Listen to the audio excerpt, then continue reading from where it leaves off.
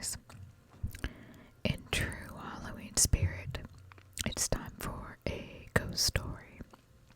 So, pull up a seat and your favorite snack, and let's get into it. For a taste of true haunting love, travel over to this spooky bridge in Marianna, Florida, which has several ghost legends surrounding the structure. In the 1830s, Elizabeth Jane Croom Bellamy married local politician Dr. Samuel C. Bellamy. On their wedding night, her dress accidentally caught fire, which covered the young bride in horrible burns. She initially survived, but eventually passed away.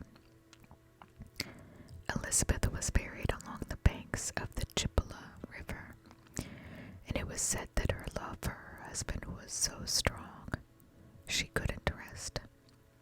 The deceased newlywed dressed in white can allegedly be seen wandering the banks from the vantage point of the bridge, which was built after she died.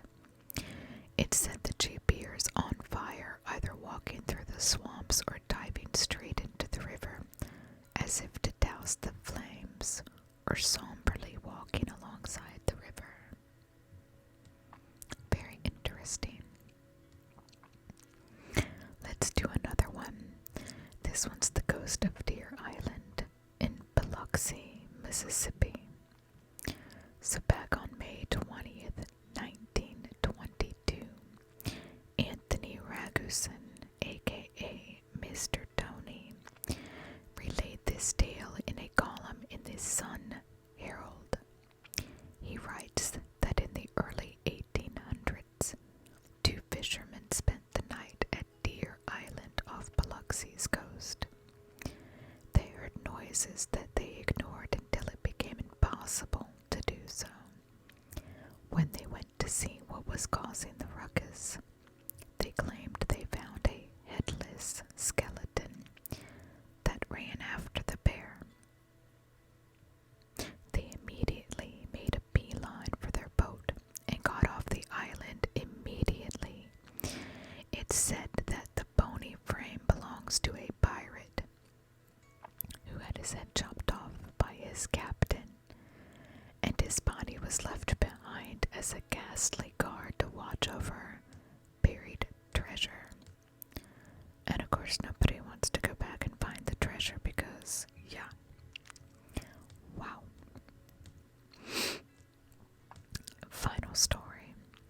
Dead Woman's Crossing in Weatherford, Oklahoma. This one's a regular murder mystery turned ghost story according to Atlas Obscura.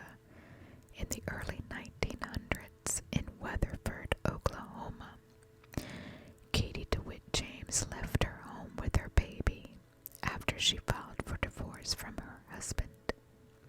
She planned to move in with her cousin, but her family never heard from her. After an investigation, it turned out that she moved in with a local prostitute, Franny Norton. She was last seen leaving the house with Franny and her child in a carriage. Franny returned with the child, who was covered in blood, but without Katie. Her body was found later along a nearby creek with her head cut off. It was rumored that her ex-husband had her killed with Franny's help, but Franny claimed she wasn't involved in Katie's death. But on the day she was supposed to be questioned by police, she poisoned herself. Katie's still around, though. She allegedly appears as a blue light floating around town, and people have reported hearing a woman looking for her baby and the rolling sound of wheels, like from a baby carriage. Alright, I said one last one, but you know what? I'm gonna do another one because I just feel like it, so let's go. The Myrtles Plantation St. Francisville, Louisiana. Lots of old southern kind of gothic tales of the numerous spirits haunting this plantation built in 1796 in St. Francisville, Louisiana. The most known entity is Chloe.